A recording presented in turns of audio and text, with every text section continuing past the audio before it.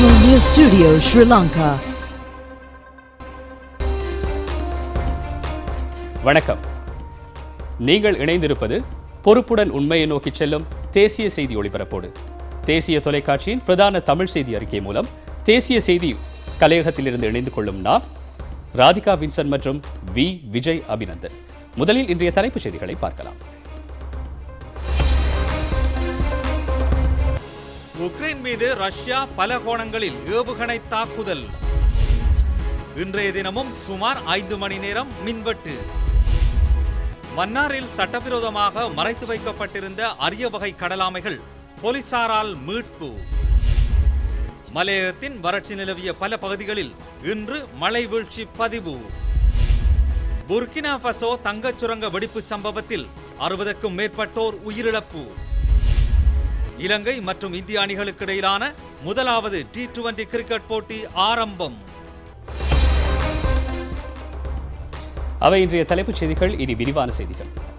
உலகளவிலே இன்று பேசப்படுகின்ற விடயம்தான் ரஷ்ய உக்ரைன் போர் நிலைமை என்பது.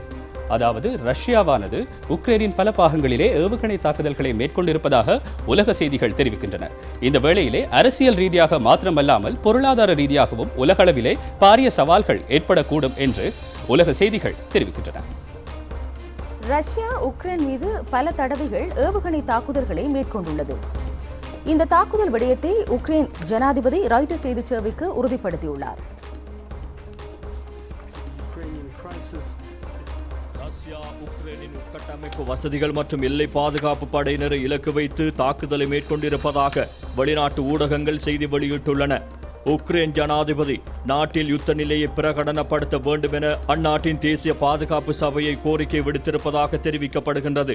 இந்நிலையில் எதிர்வரும் தினங்களில் யுத்தத்திற்கு தேவையான விரைவான தீர்மானங்களை மேற்கொள்வதற்கு உக்ரைன் ஜனாதிபதி எதிர்பார்த்துள்ளார். உக்ரைன் எல்லைப் பகுதியை அண்டிய 2 பிரதேசங்களை சுயாட்சி அரசாங்கமாக அறிவித்து தற்சமயம் ரஷ்ய இராணுவம் அந்த பிரதேசங்களில் நிலை கொள்ள செய்யப்பட்டுள்ளன. சுமார் 2 லட்சம் வரையான படையினரும் ஆயிரக்கணக்கான யுத்த உபகரணங்களையும் அங்கு காண முடிந்துள்ளதாக இரகசிய உளவு சேவை சுட்டிக்காட்டியுள்ளது. உக்ரைன் ஜனாதிபதி ரஷ்ய ஜனாதிபதியுடன் தொலைபேசி ஊடாக ஏற்பட்டுள்ள நிலைமையை தணிப்பதற்கு முற்பட்ட போதிலும் அது பயனளிக்கவில்லை என சர்வதேச ஊடகங்கள் செய்தி வெளியிட்டுள்ளன.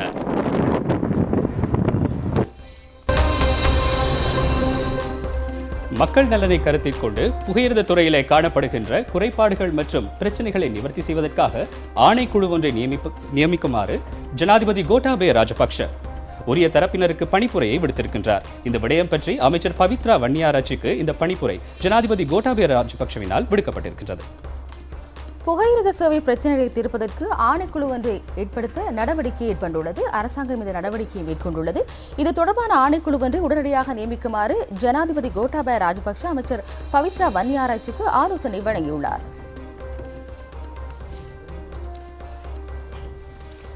இலங்கை புகையிரத சேவை திணைக்களத்துக்கு சொந்தமான ரத்மலானை இலங்கை பொறியியல் பிரிவு மண்டபத்திற்கு இன்று களவிஜயம் ஒன்றை மேற்கொண்ட போது ஜனாதிபதி இந்த தீர்மானத்தை மேற்கொண்டார். ஊழியர்களை பணியில் இணைத்தல், மனிதவள முகாமைத்துவம் உள்ளிட்ட அனைத்து பிரச்சனைகளையும் கருத்தில் கொண்டு 2 மாத காலத்திற்குள் அவற்றிற்கான தீர்வு வழங்கப்படவுள்ளது. புகையிரத எஞ்சின் உள்ளிட்ட அதன் பாகங்களை பழுது பார்த்தல் மற்றும் அவற்றை ஒழுங்கான முறையில் பராமரிப்பதன் ஊடாக வினைத்திறன் மிக்க புகையிரத சேவை ஒன்றை முன்னெடுப்பது குறித்து இந்த வேலை திட்டம் முன்னெடுக்கப்பட்டுள்ளது. 1993ஆம் ஆண்டு ஜப்பான், தென்கொரியா, சீனா, இந்தியா மற்றும் ஜெர்மன் உள்ளிட்ட நாடுகளிலிருந்து இறக்குமதி செய்யப்பட்ட 142 புகையிரத இயந்திரங்கள் மற்றும் 1110 புகையிரத பெட்டிகள் இவற்றில் அடங்கியுள்ளன. ஒரு வருடத்தில் சுமார் 110 புகையிரத பெட்டிகள் ரத்மலானை பழுது பார்த்த நிலையத்திற்கு பழுது பார்த்தும் நடவடிக்கைகளுக்காக அனுப்பப்படுகின்றன. பயிற்றுவிக்கப்பட்ட ஊழியர்களை சேவையில் இணைக்கும் போது தற்போது நிலவும் பிரச்சனைகளை நீக்கி இலங்கை, ஜெர்மனிய புகையிரத தொழிற்பயிற்சி நிர்வாகம் உள்ளிட்ட தொழிற்கல்வி நிறுவனங்களில் பயிற்சி பெற்றோரை இணைப்பதற்கான பொறிமுறையொன்றை உருவாக்குவதன் அவசியம் குறித்து ஜனாதிபதி தெளிவுபடுத்தினார். ஜனாதிபதி கோட்டாபய ராஜபக்ஷவின் சுபீட்சத்தின் நோக்கு கொள்கை பிரகடனத்திற்கு அமைவாக பொதுமக்களுக்கு சுத்தமான குடிநீரை வழங்கும் திட்டம் வவுனியாவில் நடைமுறைப்படுத்தப்பட உள்ளது. இது தொடர்பான பார்வை அடுத்து. வவுனியா மாவட்டத்திலே சுத்தமான குடிநீர் கிடைக்காததன் காரணமாக அந்த பிரதேசத்திலே சிறுநீரக நோயாளர்களின் எண்ணிக்கை அதிகரித்துள்ளதாக எமது பிராந்திய செய்தியாளர்கள் தெரிவிக்கின்றனர். இலங்கையில் சுத்தமான குடிநீரின்மை காரணமாக சிறுநீரக நோயாளர்கள் அதிகரித்து வருகின்றனர். சிறுநீரக நோயாளர்கள் அதிகளவில் காணப்படும் மாவட்டங்களில் வவுனியா 2ஆம் இடத்தில் உள்ளது. வவுனியா பிரதேச செயலக பிரிவில் 3420 பேரும், வெங்கல்ல செட்டிக்குள பிரதேச செயலக பிரிவில் 1266 பேரும், வவுனியா வடக்கு பிரதேச செயலக பிரிவில் 426 பேரும், வவுனியா மேற்கு பிரதேச செயலக பிரிவில் 640 பேரும் என பலர் சிறுநீரக கொடுப்பனவுகளை பெற்று வருவதாக மாவட்ட செயலக புள்ளி விவரங்கள் தெரிவிக்கின்றன. இவ்வாறான சூழ்நிலையில் அனைவருக்கும் சுத்தமான குடிநீரை வழங்கும் நோக்கோடு சுபீட்சத்து நோக்கு கொள்கை பிரகடனத்திற்கு அமைவாக ஜனாதிபதியின் மேற்பார்வையில் குடிநீர் திட்டம் ஆரம்பிக்கப்பட்டுள்ளது. இத்திட்டத்தின் கீழ் வவுனியா மாவட்டத்திற்காக 92 மில்லியன் ரூபாய் செலவில் 4 பிரதேச செயலக பிரிவுகளும் உள்ளடங்கியதாக 23 கிராம சேவையாளர் பிரிவுகளில் சுத்தமான குடிநீரை வழங்கும் திட்டம் ஆரம்பிக்கப்பட்டுள்ளது. பாராளுமன்ற உறுப்பினர் கே திலீபன் தலைமையில் பல திட்டங்கள் ஆரம்பிக்கப்பட்டுள்ளன. கிராமத்திற்கு 4 மில்லியன் என்ற அடிப்படையில் திட்டம் ஆரம்பிக்கப்பட்டுள்ளது. பணிகர், புளியங்குளம், கள்ளிக்குளம், சுந்தரபுரம், காத்தார், சின்னக்குளம், தரணிக்குளம், மெனிக்ஃபார்ம், காந்தி நகர் போன்ற கிராமங்களில் நோயின் தாக்கம் அதிகரித்துள்ளது. இந்த மக்களுக்காகவே இந்த குடிநீர் திட்டம் ஆரம்பிக்கப்பட்டுள்ளன. இதன் மூலம் பல குடும்பங்கள் நன்மையடையும். உலக சாரணர் தின விழா மற்றும் சாரணர் சான்றிதழ்களை வழங்கும் நிகழ்வு ஜனாதிபதி கோட்டாபய ராஜபக்ஷ தலைமையில் ஜனாதிபதி அலுவலகத்தில் இடம்பெற்றது. சாரணர் இயக்கமானது 172 நாடுகளைச் சேர்ந்த 52 மில்லியன் சிறுவர்களுக்கான உலகின் மிகப்பெரிய தன்னார்வ அமைப்பாகும். சட்டத்தரணி ஜனபிரித் பெர்னாண்டோவினால் சாரணர் கழுத்துப்பட்டி அணிவிக்கப்பட்டு வரவேற்பு வழங்கப்பட்டது. சாரணர் இயக்கத்தின் ஸ்தாபகரான ஃபேடன் பவுல் பிரபுவின் உருவச்சிலைக்கு ஜனாதிபதி மலர் தூவி அஞ்சலி செலுத்தினார். ஒவ்வொரு மட்டத்திலிருந்தும் தெரிவு செய்யப்பட்ட சாரணர்களுக்கு ஜனாதிபதி சாரணர் விருது வழங்கி கௌரவிக்கப்பட்டனர். ஜனாதிபதி அலுவலகத்தில் இடம்பெற்ற நிகழ்ச்சிக்கு சமாந்தரமாக மாகாண மட்டத்தில் 9 நிகழ்ச்சிகள் நடாத்தப்பட்டதுடன் 700 ஜனாதிபதி சாரணர்களுக்கு சான்றிதழ்களும் வழங்கப்பட்டன. அனைத்து மாணவர்களையும் இணையவழியில் நேரடியாக இணைத்து நிகழ்ச்சிகள் நடாத்தப்பட்டன. 1,00,000 மரக்கன்றுகளை நடும் தேசிய சாரணர் நடவடிக்கைகளை வெற்றிகரமாக நிறைவு செய்தமை தொடர்பான அறிக்கையை உதவி பிரதம ஆணையாளர் பிரபாத் குணரத்ன ஜனாதிபதியிடம் கையளித்தார். ஒவ்வொரு சாரணர் வீட்டிலும் பசுமையான வீட்டுத் தோட்டத்தை உருவாக்கும் வேலை திட்டத்தின் அடையாளமாக ஜனாதிபதி மரக்கன்றுகளை விநியோகித்தார். தமிழ் தேசிய கூட்டமைப்பின் பாராளுமன்ற உறுப்பினர்கள் குழுவொன்று இன்று ஜனாதிபதி அலுவலகத்தின் முன்னிலையில் எதிர்ப்பு நடவடிக்கையில் ஈடுபட்டது. இவர்கள் ஜனாதிபதியை சந்தித்து மனு ஒன்றை சமர்ப்பிப்பதற்கு வருகை தந்ததாக குறிப்பிட்ட போதிலும் அது தொடர்பாக எவ்வித முன்னறிவித்தலும் வழங்கப்பட்டிருக்கவில்லை என்று ஜனாதிபதி ஊடகப் பிரிவு வெளியிட்டுள்ள அறிவித்தலில் தெரிவிக்கப்பட்டுள்ளது. வடக்கு கிழக்கு மாகாணங்களில் காணி பகிர்ந்தளிப்பு தொடர்பாக ஏற்பட்டுள்ள பிரச்சினை பற்றி ஜனாதிபதியுடன் கலந்துரையாடுவதற்காக பாராளுமன்ற உறுப்பினர் குழு ஒன்று ஜனாதிபதி செயலகத்திற்குள் நுழைந்துள்ளமை பிரச்சினையை ஏற்படுத்தியுள்ளதாக கூறப்படுகின்றது. குறித்த பாராளுமன்ற உறுப்பினர்கள் அதற்கான அனுமதியை முன்கூட்டியே பெற்றிருக்காததன் காரணமாக அவர்களுக்கு ஜனாதிபதி அலுவலகத்திற்குள் நுழைவதற்கு அனுமதி மறுக்கப்பட்டது. பின்னர் அவர்கள் அந்த இடத்திலேயே எதிர்ப்பு ஆர்ப்பாட்டத்தை மேற்கொண்டனர். ஜனாதிபதி இன்று காலை ஏற்கனவே தான் திட்டமிட்டிருந்த நிகழ்ச்சி ஒன்றுக்கு சென்றிருந்தார். பாராளுமன்ற உறுப்பினர்கள் குழுவிற்கு பிரதமர் மஹிந்த ராஜபக்சவை சந்திப்பதற்கு அனுமதி வழங்கப்பட்ட போதிலும் அவர்கள் அந்த சந்திப்பை மேற்கொள்ளாது ஜனாதிபதி அலுவலகத்திற்கு முன்பாக எதிர்ப்பு நடவடிக்கைகளில் ஈடுபட்டதாக ஜனாதிபதி ஊடகப் பிரிவு தெரிவித்துள்ளது. ஜனாதிபதி தனது அலுவலகத்தில் இல்லாத சந்தர்ப்பம் ஒன்றில் முன்னறிவித்தலின்றி இவ்வாறான எதிர்ப்பு நடவடிக்கைகளில் ஈடுபடுவது ஜெனீவா மனித உரிமைகள் மாநாட்டில் அரசாங்கம் தொடர்பான தவறான புரிதல் ஒன்றை ஏற்படுத்துவதற்கான ஒரு சதித்திட்டமாகும் என்று ஜனாதிபதி ஊடகப் பிரிவு தெரிவித்துள்ளமை குறிப்பிடத்தக்கது. ஜனாதிபதியின் சுபீட்சத்தின் நோக்கு கொள்கை பிரகடனத்திற்கு அமைவாக நச்சுத்தன்மையற்ற உணவினை அனைவருக்கும் பெற்றுக் கொடுப்பதற்கான செயற்பாடுகள் முன்னெடுக்கப்பட்டு வருகின்றன. அந்த வகையில் மட்டக்களப்பு மாவட்டத்திலும் திருப்பெருந்துறை சிறைச்சாலை வளாகத்தில் சுமார் 2.6 ஏக்கர் நிலப்பகுதியில் சேதன பசடியை பயன்படுத்தி செய்கை பண்ணப்பட்ட பயிற்சிகளின் அறுவடையும் இடம்பெற்றது. நெல் மற்றும் மரக்கறி வகைகள் சிறந்த அறுவடையை பெற்றுத் தந்துள்ளதாக சிறைச்சாலை நிர்வாகம் தெரிவித்துள்ளது. நீதி அமைச்சர் அலி சப்ரின் ஆலோசனைக்கு அமைய சிறைச்சாலைகள் ஆணையாளர் நாயகம் துஷார உப்புல்தெனியவின் வழிகாட்டலில் நெல் மற்றும் மரக்கறி அறுவடைகள் இடம்பெற்றன. சிறு குற்றங்கள் புரிந்த கைதிகளின் ஒத்துழைப்புடன் இந்த நெற்பயிற்சிகை பண்ணப்பட்டது. இந்த மரக்கறி மற்றும் நெற்செய்கைகள் இயற்கை விவசாய முறையில் முன்னெடுக்கப்பட்டமை ஏனையவர்களுக்கு முன்னுதாரணமாகும் என இதன்போது கருத்து வெளியிடப்பட்டது. இதேவேளை இந்த பயிற்சிகை நடவடிக்கைகள் வெற்றியளித்துள்ளமை பாராட்டுக்குரியதாகும். சேதன பசல மூலம் நாங்கள் இந்த முறை செஞ்ச வேளாண்மை எங்களுக்கு வெற்றி அளிச்சிருக்கு. சென்ற முறையுமா இந்த முறையும் எங்களுக்கு அதிக அளவு விளைச்சல் கிடைச்சிருக்கு. நாட்டு மக்களுக்கு நஞ்சற்ற உணவு சேரணும் என்ற அதிமீது ஜனாதிபதி அவர்கள நோக்கம் நிறைவேறிருக்கின்றது. இப்போ மட்டக்களப்பு சிறைச்சாலையில் செஞ்ச மாதிரி ஏனைய விவசாயிகளும் சேதன பசலையை உபயோகித்து தங்களோட உற்பத்தியை செய்யலாம். பாராளுமன்றத்திற்குள் பாராளுமன்ற உறுப்பினர் ஹரின் பெர்னாண்டோ சிறிய வகை டோர்ச் லைட்டை கொண்டு சென்ற சமயம் பாராளுமன்றத்தில் இன்று பதற்ற நிலை ஏற்பட்டது. இந்த நிலையை தணிப்பதற்காக சபாநாயகர் மஹிந்த யாப்பா அபேவர்தன பாராளுமன்றத்தை 10 நிமிடத்திற்கு ஒத்திவைத்தார்.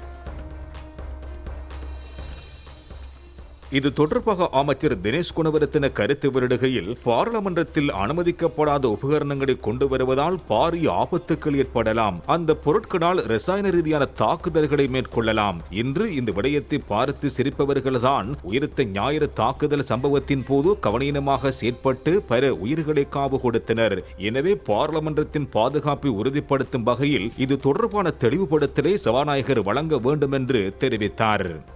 இதற்கு சபாநாயகர் மஹிந்த யாப்பா அபேவர்தன பதிலளிக்கையில், அண்மையில் இடம்பெற்ற கட்சித் தலைவர்களின் கூட்டத்தில் பாராளுமன்றத்தில் அனுமதிக்கப்படாத பொருட்களை கொண்டு வருவதிலிருந்து பாராளுமன்ற உறுப்பினர்கள் மற்றும் அமைச்சர்கள் உட்பட அனைவரும் தவிர்த்திருக்க வேண்டும் என தீர்மானிக்கப்பட்டது என்று தெரிவித்தார்.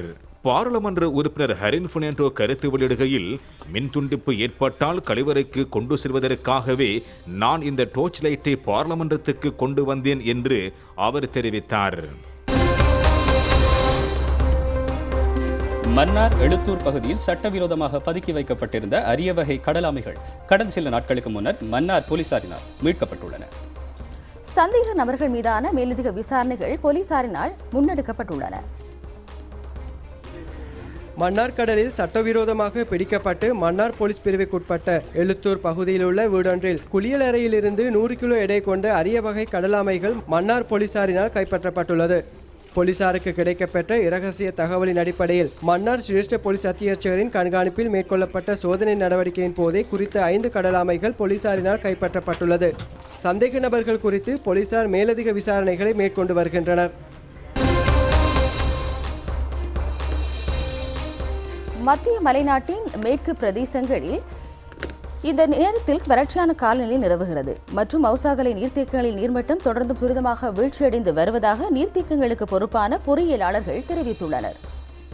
காசல்ட்ரி நீர்த்தேக்கத்தின் பொதுவான நீர்மட்டமானது 155 அடியாக காணப்படுகின்ற போதிலும் தற்போது அது 45 அடி வரை குறைவடைந்துள்ளது. இதனிடையே மௌசாகலை நீர்த்தேக்கத்தின் நீர்மட்டம் 120 அடியாக பொதுவாக காணப்படும் நிலையில் அது தற்சமயம் 48 அடியாக குறைவடைந்துள்ளது என நீர்த்தேக்கத்திற்கு பொறுப்பான பொறியியலாளர் தெரிவித்தார். மௌசாகலை நீர்த்தேக்கத்தின் நீர்மட்டம் குறைவடைந்துள்ள நிலையில் நீரில் மூழ்கியிருந்த வணக்கஸ்தலங்கள் உள்ளிட்ட கட்டடங்களை காணக்கூடியதாக உள்ளது. இதனிடையே காசல்டி நீர்த்தேக்கத்திற்கு பிரதானமாக நீரை கொண்டு வரும் பொகவந்தலாவ, நோவுட் மற்றும் ஹட்டன் ஆகிய பிரதேசங்களில் இன்று மாலை சுமார் 1 மணி நேரம் வரை மழை பெய்துள்ளது. பல மாதங்களாக அந்த பிரதேசங்களில் நிலவிய அதிக உலர் காலநிலை காரணமாக அந்த பகுதியில் குடிநீருக்கும் தட்டுப்பாடு ஏற்பட்டதாக எமது செய்தியாளர் தெரிவித்துள்ளார். அனைத்து விடயங்களையும் சுகாதார நெறிமுறைகளை பின்பற்றி மேற்கொண்டால் கொரோனா மரணங்களை குறைத்துக் கொள்ள முடியும் என்று சுகாதாரத்துறை தெரிவிக்கின்றது. இதேவேளை நாட்டின் பல பகுதிகளில் கொரோனா தடுப்பூசி ஏற்றும் நடவடிக்கைகள் தொடர்ந்து முன்னெடுக்கப்படுகின்றன. கொரோனா தடுப்பூசி வேலைத்திட்டத்தின் கீழ் தடுப்பூசி ஏற்றும் வேலைத்திட்டம் தொடர்ச்சியாக இடம்பெற்று வருகின்றது. 3,77,56,812 பேர் தடுப்பூசிகளை இதுவரை செலுத்திக் கொண்டுள்ளனர். 1,68,66,000க்கும் மேற்பட்டோர் முதலாவது தடுப்பூசியை ஏற்றிக் கொண்டுள்ளனர். 1,41,00,000க்கும் மேற்பட்டோர் இரண்டாவது தடுப்பூசிகளையும் பெற்றுக் கொண்டுள்ளனர். 68,62,000க்கும் மேற்பட்டோர் மூன்றாவது தடுப்பூசிகளையும் பெற்றுக் கொண்டுள்ளனர். பூஸ்டர் தடுப்பூசிகளை வழங்கும் செயற்பாடு நாடு முழுவதிலும் வெற்றிகரமாக இடம்பெற்று வருகின்றது. வவுனியா மாவட்டம் உட்பட ஏனைய மாவட்டங்களிலும் இன்று பூஸ்டர் தடுப்பூசியை செலுத்தும் வேலைத்திட்டம் முன்னெடுக்கப்பட்டமை குறிப்பிடத்தக்கது.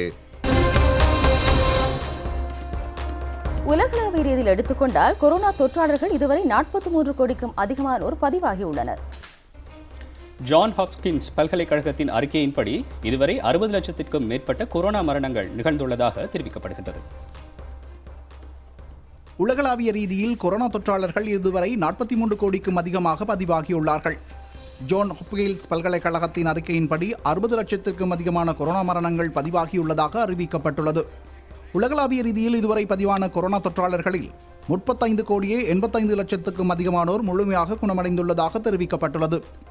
உலக நாடுகளில் 18 லட்சத்துக்கும் அதிகமான புதிய தொற்றாளர்கள் நாளாந்தம் இனங்காணப்படுகின்றார்கள். 10,000க்கும் அதிகமான மரணங்கள் நாளாந்தம் பதிவாகின்றன. உலகளாவிய ரீதியில் இதுவரை 4.35 பில்லியனுக்கும் அதிகமானோர் முழுமையாக தடுப்பூசி பெற்றுள்ளார்கள். உலகின் மொத்த சனத்தொகையில் 100க்கு 55.8% தடுப்பூசிகளை பெற்றுக் கொண்டுள்ளதாக ஜோன் ஹாப்கின்ஸ் பல்கலைக்கழகம் தெரிவித்துள்ளது. இந்தியாவில் 4வது கொரோனா அலை குறைவடைந்து வருவதாக தெரிவிக்கப்படுகிறது. மேலும் பல பகுதிகளில் தொடர்ந்தும் கொரோனா தொற்று பரவி வருவதாக தெரிவிக்கப்பட்டுள்ளது. இதுவரை இந்தியாவில் நாளாந்தம் பதிவாகும் கொரோனா தொற்றாளர்களின் எண்ணிக்கை குறைவடைந்துள்ளதாக தெரிவிக்கப்படுகிறது. செய்திகள் தொடர்கின்றன. ராதிகா, எகிப்து என்றவுடன் உலக அதிசயமான பிரமிடும் அதற்குள் காணப்படுகின்ற மம்மிகளுமே நமக்கு முதலாவதாக ஞாபகத்திற்கு வருகின்றன. நிச்சயமாக கிட்டத்தட்ட 4000 ஆண்டுகளுக்கு முன்பே நீங்கள் நினைக்கலாம் தொழில்நுட்ப வசதிகளற்ற அந்த காலப்பகுதியில் இந்த துறையில் மருத்துவ துறையில் எவ்வாறு முன்னேறி இருந்தார்கள் எகிப்தியர்கள் என்ற ஒரு கேள்விக்குறி மத்தியில் எழுகின்றது. எகிப்தியர்களை எடுத்துக்கொண்டால் வானியல், சாஸ்திரம், மருத்துவம், ரசாயன பகுப்பாய்வு உள்ளிட்ட பல துறைகளில் 4000 ஆண்டுகளுக்கு முன்னரே முன்னேறி இருந்தார்கள் என்று ஆய்வாளர்கள் கூறுகின்றார்கள்.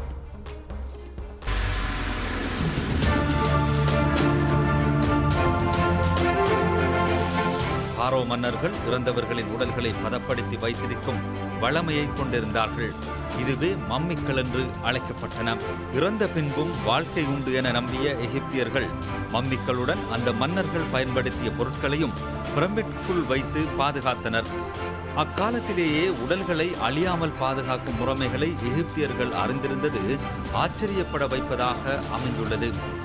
மம்மியை பாதுகாக்கும் செயற்பாட்டுக்கு உடற்கூட்டு நிபுணத்துவ மருத்துவர்களின் உதவி பெற்றுக் கொள்ளப்பட்டது. இறந்தவரின் வயிற்றுப்பகுதியில் துளை போடப்பட்டு உள் உறுப்புகள் அகற்றப்படும்.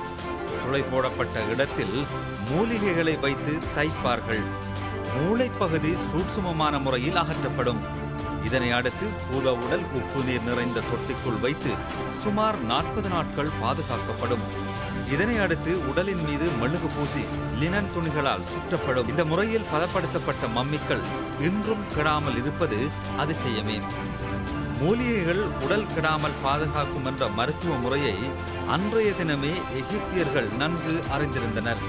இன்று பல பாரோ மன்னர்களின் கல்லறை கண்டுபிடிக்கப்பட்டுள்ளதுடன் எகிப்திய நூதன சாலைகளிலும் அமெரிக்க, இங்கிலாந்து நூதன சாலைகளிலும் சில மம்மிக்கள் காட்சிக்கு வைக்கப்பட்டுள்ளன.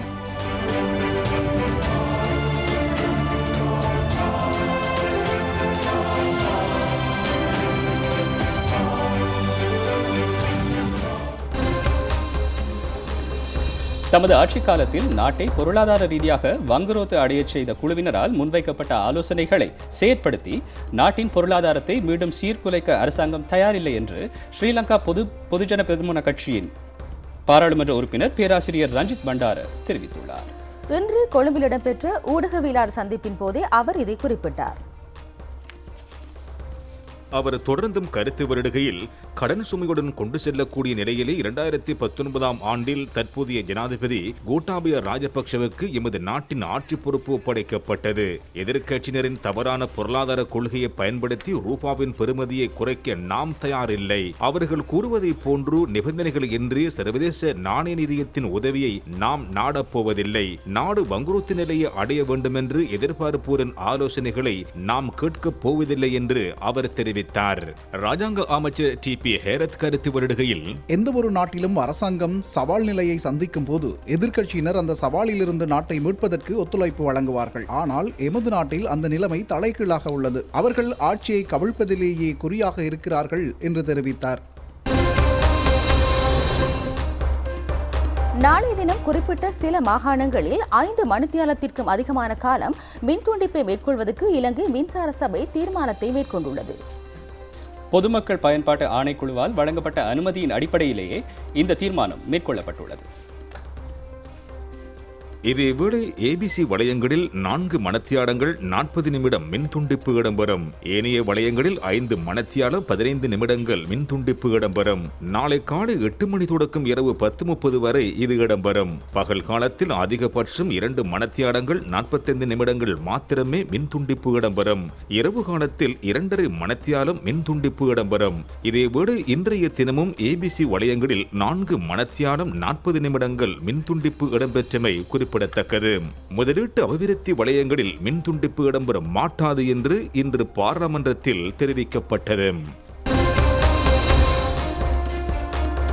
குரங்குகள் என்றாலே குறும்புகளுக்கு பெயர் போன மிருகங்களாக காணப்படுகின்றன. அந்த வகையிலே இவற்றின் குறும்புத்தனம் காரணமாக மனிதர்களுக்கு சில சமயங்களில் அசௌகரிய நிலைகளும் ஏற்படுகின்றன. இந்த நிலையில் அம்பாறை மாவட்டத்தில் பல்வேறு பிரதேசங்களிலும் குரங்குகளின் தொல்லை அதிகரித்துள்ளதாக மக்கள் கவலை வெளியிட்டுள்ளனர். அம்பாறை மாவட்டத்தின் கரையோர பிரதேசங்களில் காடுகளுக்குள் இருந்து வரும் விலங்குகள் அட்டகாசம் புரிவதாக பொதுமக்கள் தெரிவிக்கின்றனர். கரையோர பகுதிகளில் தொடங்கிய குரங்குகளின் குறும்பு நகர பிரதேசங்களிலும் பரவியுள்ளதாக தெரிவிக்கப்படுகின்றது. சாய்ந்தமருது, நிந்தாவூர், நட்பட்டிமுனை, அக்கரைப்பற்று, மருதமுனை, இரக்காமம், அட்டாளைச்சேனை, கல்முனை, பொத்துவில், ஒலுவில், பாலமுனை, அஷ்ரப் நகர் உள்ளிட்ட அம்பாறை மாவட்டத்தில் பல்வேறு பகுதிகளிலும் குரங்குகளின் தொல்லையால் நாளாந்தம் பலரும் பாதிக்கப்படுகின்றனர். வீடுகளுக்குள் வைத்திருக்கும் உணவு பண்டங்கள் குரங்குகளினால் எடுத்துச் செல்லப்படுவதாகவும் முறைப்பாடுகள் செய்யப்பட்டுள்ளன. அத்துடன் வீட்டுத்தோட்ட செய்கையும் குரங்குகளின் அட்டகாசத்தினால் பாதிக்கப்படுகிறது. மனிதர்களின் உடைமைகளும் பாதிக்கப்பட்ட செய்திகளும் அறிவிக்கப்பட்டுள்ளன. இந்த நிலையில் குரங்குகளை கட்டுப்படுத்துவதற்கு நடவடிக்கை எடுக்கப்பட வேண்டும் என அம்பாறை மாவட்ட மக்கள் உரிய தரப்பிடம் வேண்டுகோள் விடுத்துள்ளனர். நாட்டில் தொழில்நுட்ப கற்கையை சிறந்த முறையில் நிறைவு செய்த பல்கலைக்கழகத்தின் முதல் மாணவர் தொகுதியினருக்கான பட்டமளிப்பு விழா எதிர்வரும் 28ஆம் தேதி இடம்பெற உள்ளது. அரசாங்க தகவல் திணைக்களத்தில் நேற்று இடம்பெற்ற ஊடகவியலாளர் சந்திப்பின் போது ஸ்ரீ ஜெயவர்தனபுர பல்கலைக்கழகத்தின் உபவேந்தர் சிரேஷ்ட பேராசிரியர் சுதாந்த லியனகே இதனை தெரிவித்தார். இம்முறை பட்டமளிப்பு விழாவின் போது முதல் தடவையாக ஸ்ரீ ஜெயவர்தனபுர பல்கலைக்கழகத்தின் பொறியியல் பீடத்தின் பொறியியலாளர்களுக்கான கௌரவ பட்டமளிப்பும், தொழில்நுட்ப பீட பொறியியல் தொழில்நுட்ப கௌரவ பட்டம், உயிரியல் கட்டமைப்பு தொழில்நுட்ப கௌரவ பட்டம், தகவல் மற்றும் தொலைத்தொடர்பு தொழில்நுட்ப கௌரவ பட்டம் என்பன வழங்கப்பட உள்ளதாக அவர் இதன் போது குறிப்பிட்டார். ஸ்ரீ ஜெயவர்தனபுர பல்கலைக்கழகத்தின் முகாமைத்துவ மற்றும் வணிக பீடத்தின் விற்பனை முகாமைத்துவ மேற்பார்வை பிரிவின் 25வது நிறைவு விழா நேற்று கொண்டாடப்பட்டது. ஐக்கிய ராஜ்யத்தின் இவ்வாண்டுக்கான சர்வதேச அழகு ராணியான இவாஞ்சலின் லக்ஷ்மணர் இலங்கைக்கு விஜயம் செய்து நாவிதன்வழி பிரதேசத்தில் அமைந்திருந்த சரஸ்வதி தேவியின் சிலையொன்றை திறந்து வைத்துள்ளார். இந்த விடயம் குறித்து பிரதேச மக்கள் மகிழ்ச்சி தெரிவித்துள்ளனர். இந்த சிலை திறந்து வைக்கப்பட்டதன் மூலம் பாடசாலை மாணவர்களுக்கு கல்வி தொடர்பான விழிப்புணர்வு ஏற்படும் என்று தெரிவிக்கப்படுகிறது. ஐக்கிய ராஜ்யத்தின் இவ்வாண்டுக்கான சர்வதேச அழகுராணி இவாஞ்சலின் லட்சுமணரின் நிதியுதவியுடன் நாவிதன்வழி அண்ணாமலை மகாவித்தியாலயத்தில் 10 அடி உயரமான சரஸ்வதி தேவியின் சிலையொன்று நிர்மாணிக்கப்பட்டது. இதற்கான திறப்பு விழா அண்ணாமலை மகாவித்தியாலய அதிபர் சி பாலசிங்கம் தலைமையில் இடம்பெற்றது. இந்த நிகழ்வில் ஆசிரியர்கள், மாணவர்கள் உள்ளிட்ட பலரும் கலந்து கொண்டனர்.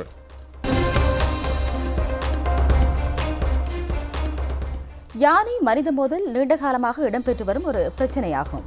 அண்மை காலமாக இது தொடர்பான அதிகமான சம்பவங்கள் பதிவு செய்யப்பட்டுள்ளன. காட்டு யானைகள் வீதிகளில் பயணிக்கும் வாகனங்களை தாக்கும் சம்பவம் தொடர்பாக இன்றைய தினம் அவதானிக்க உள்ளோம். சுதந்திரமாக உலாவித்திருந்த யானைகளுக்கு உணவுகளை வழங்கி அவற்றை பழக்கப்படுத்தியமே இவ்வாறான சம்பவங்களுக்கு காரணம் என்று இது தொடர்பாக ஆராய்ந்த ஆராய்ச்சியாளர்கள் தெரிவித்துள்ளனர். வெளிநாட்டு சுற்றுலா பயணிகள் பயணம் செய்த வாகனம் ஒன்றை யானை தாக்கிய காட்சியே இதுவாகும். இந்த சம்பவம் ஹபரண பிரதேசத்தில் இடம்பெற்றுள்ளது. இது போன்ற பல சம்பவங்கள் அண்மை காலமாக இடம்பெற்று வருகின்றன. காட்டு யானைகள் அடிக்கடி அலைந்து திரியும் பிரதான வீதிகளான மின்னேரியா, ஹபரணை பிரதான வீதிகளில் இந்த சம்பவம் அதிகமாக இடம்பெறுகின்றது. வாகனங்களில் பயணம் செய்யும் பொதுமக்கள் அவற்றுக்கு உணவு வழங்கி அவற்றை பழக்கப்படுத்தியதன் காரணமாக காட்டு யானைகள் பகல் நேரங்களில் கூட வீதிகளில் சுதந்திரமாக உலாவி திரிகின்றன. குறிப்பிட்ட சிலர் தாம் உணவு வழங்கும் போது தமது தொலைபேசிகளில் அவற்றை படம் பிடிக்க முயற்சிக்கும் போது கடுமையான தாக்குதல்களுக்கும் உள்ளாகின்றனர். இவ்வாறான செயற்பாடுகள் ஆபத்தானவை என்று சூழலியலாளர்கள் தெரிவித்துள்ளனர். வணக்கம். இத்துடன் தேசிய தொலைக்காட்சியின் இன்றைய பிரதான செய்திகள் நிறைவடைந்தன. நாளை இரவு 7:50க்கு நமது பிரதான செய்திகளை எதிர்பாருங்கள்.